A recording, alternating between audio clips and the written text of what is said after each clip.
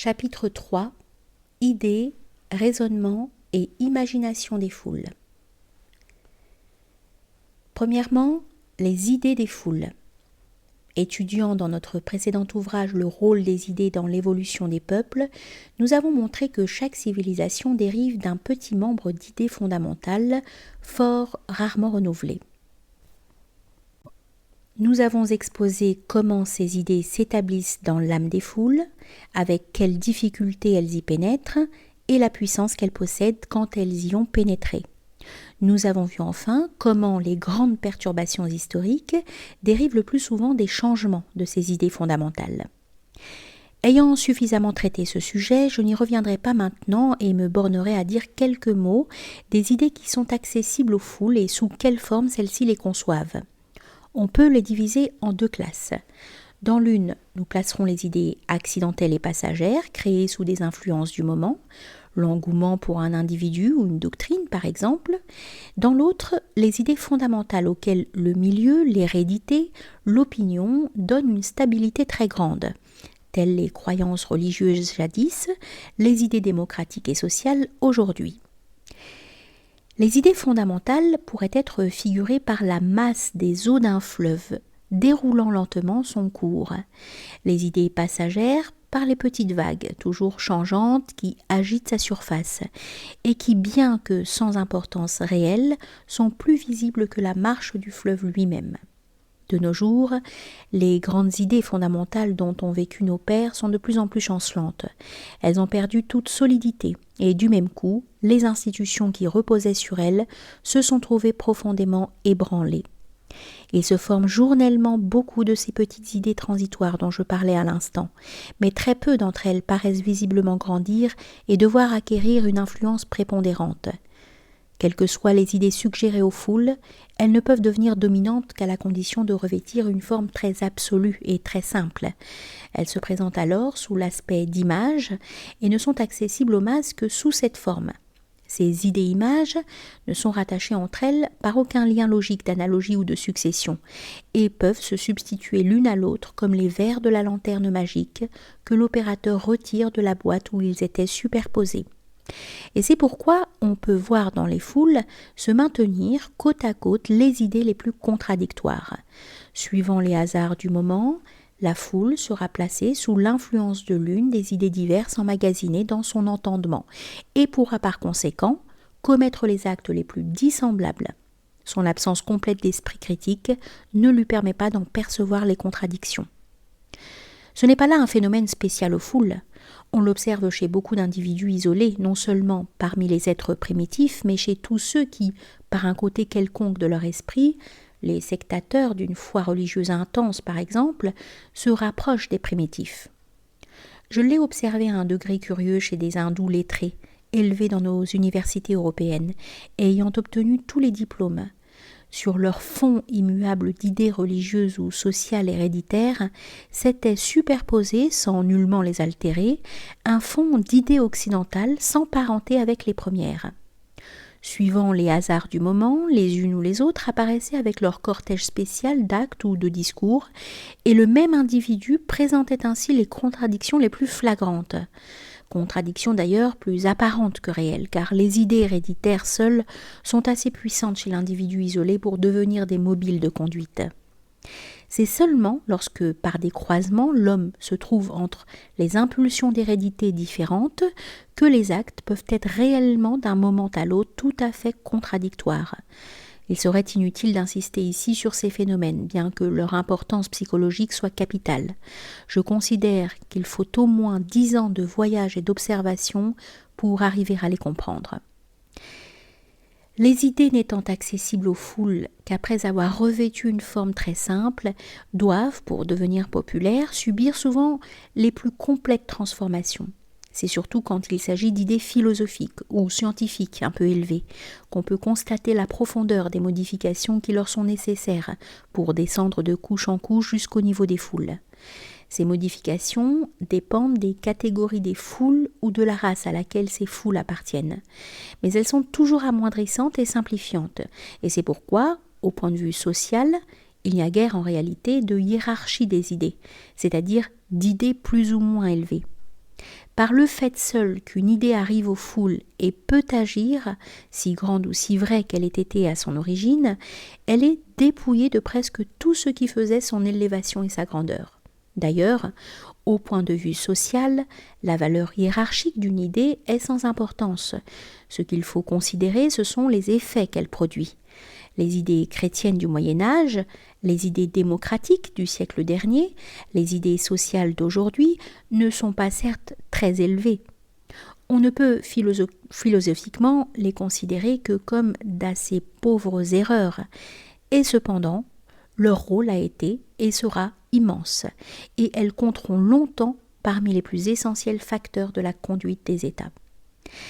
Alors même que l'idée a subi les transformations qui la rendent accessible aux foules, elle n'agit que lorsque, par des procédés divers qui seront étudiés ailleurs, elle a pénétré dans l'inconscient et est devenue un sentiment, ce qui est toujours fort long. Il ne faut pas croire en effet que c'est simplement parce que la justesse d'une idée est démontrée qu'elle peut produire ses effets, même chez les esprits cultivés. On s'en rend vite compte en voyant combien la démonstration la plus claire a peu d'influence sur la majorité des hommes. L'évidence, si elle est éclatante, pourra être reconnue par un auditeur instruit, mais ce nouveau converti sera vite ramené par son inconscient à ses conceptions primitives. Revoyez-le au bout de quelques jours et il vous servira de nouveau ses anciens arguments exactement dans les mêmes termes. Il est en effet sous l'influence d'idées antérieures devenues des sentiments, et ce sont celles-là seules qui agissent sur les mobiles profonds de nos actes et de nos discours. Il ne saurait en être autrement pour les foules. Mais lorsque, par des procédés divers, une idée a fini par pénétrer dans l'âme des foules, elle possède une puissance irrésistible et déroule toute une série d'effets qu'il faut subir. Les idées philosophiques, qui aboutirent à la Révolution française, mirent près d'un siècle à s'implanter dans l'âme des foules. On sait leur irrésistible force quand elles y furent établies. L'élan d'un peuple entier vers la conquête de l'égalité sociale, vers la réalisation de droits abstraits de libertés idéales, fit chanceler tous les trônes et bouleversa profondément le monde occidental. Pendant 20 ans, les peuples se précipitèrent les uns sur les autres, et l'Europe connut des hécatombes qui eussent effrayé Genghis Khan et Tamerlan. Jamais le monde ne vit à un tel degré ce que peut produire le déchaînement d'une idée. Il leur faut bien longtemps aux idées pour s'établir dans l'âme des foules, mais il ne leur faut pas moins de temps pour en sortir. Aussi, les foules sont-elles toujours, au point de vue des idées, en retard de plusieurs générations sur les savants et les philosophes.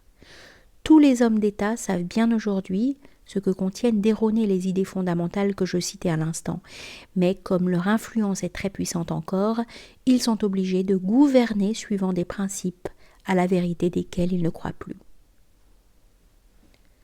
Deuxième point, les raisonnements des foules. On ne peut dire d'une façon tout à fait absolue que les foules ne raisonnent pas et ne sont pas influençables par des raisonnements. Mais les arguments qu'elles emploient et ceux qui peuvent agir sur elles sont au point de vue logique d'un ordre tellement inférieur que c'est seulement par voie d'analogie qu'on peut les qualifier de raisonnements. Les raisonnements inférieurs des foules sont, comme les raisonnements élevés, basés sur des associations. Mais les idées associées par les foules n'ont entre elles que des liens apparents, d'analogie ou de succession.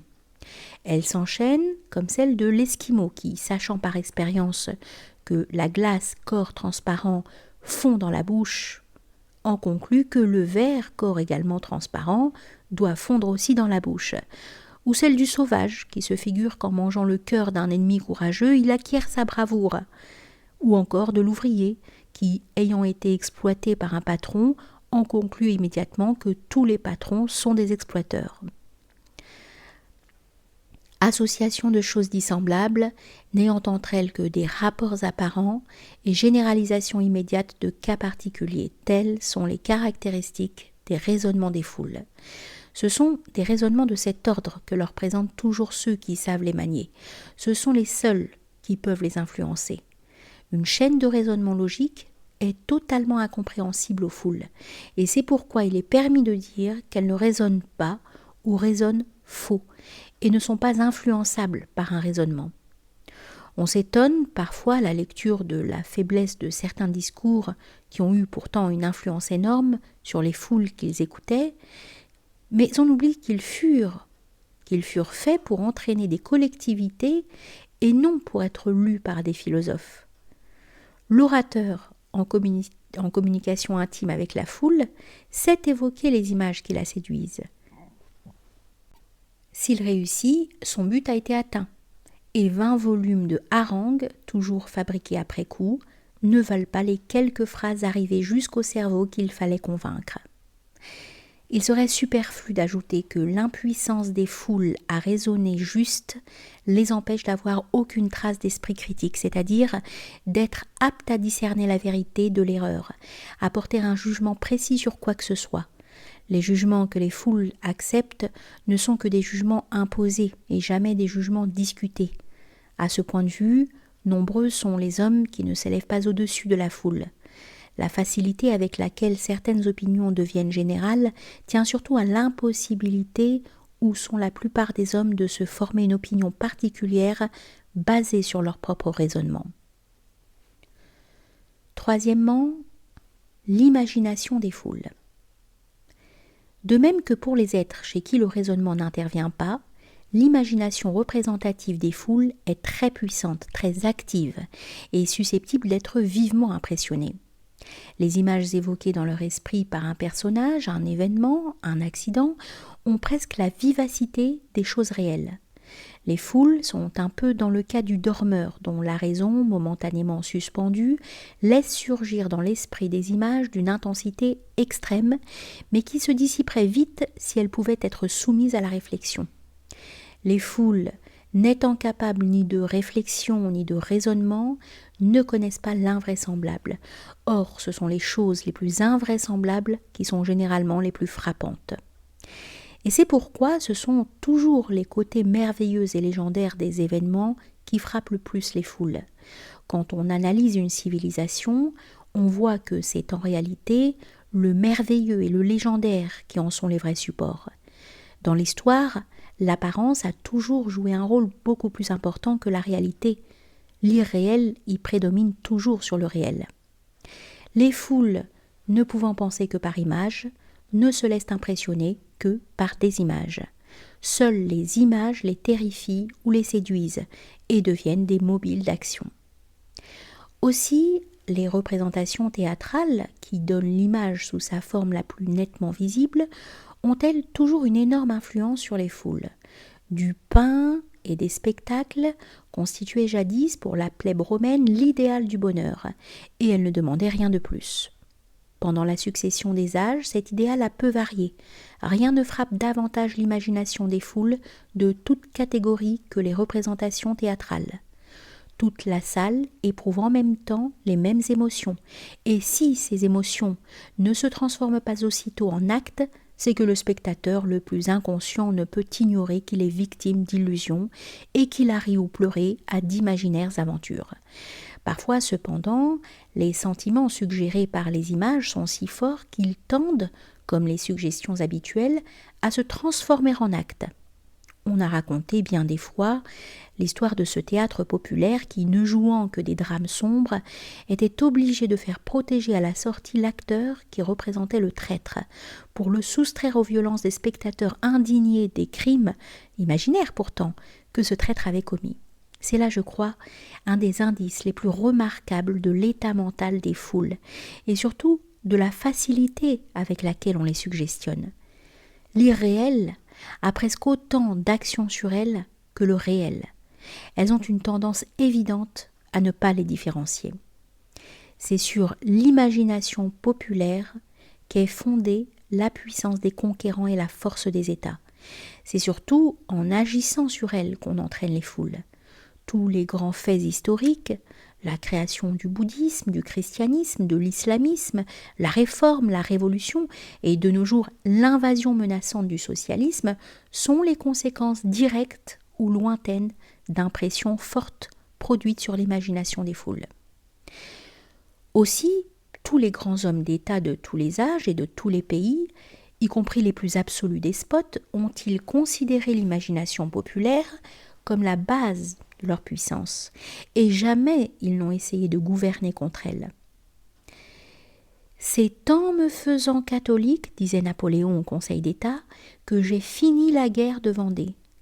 En me faisant musulman que je me suis établi en Égypte. En me faisant ultramontain que j'ai gagné les prêtres en Italie.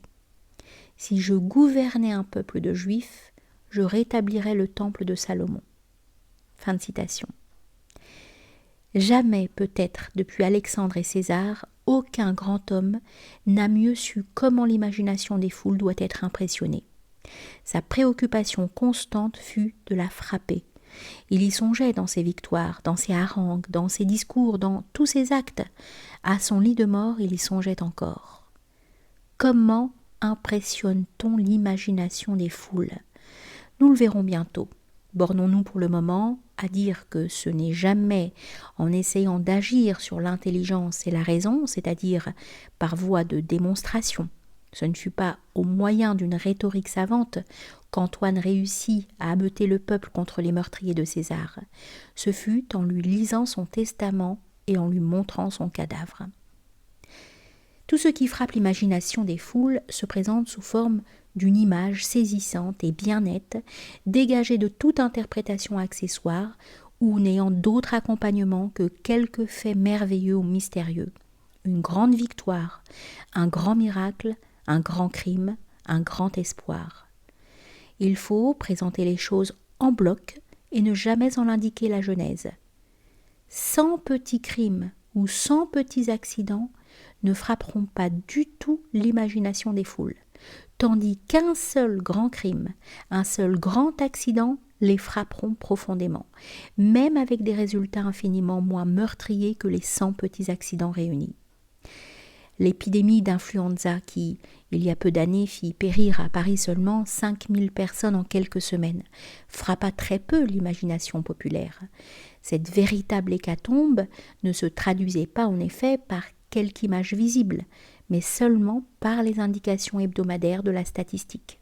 Un accident qui, au lieu de ces 5000 personnes, en eût seulement fait périr 500, mais le même jour sur une place publique par un accident bien visible, la chute de la Tour Eiffel par exemple, eût au contraire produit sur l'imagination une impression immense.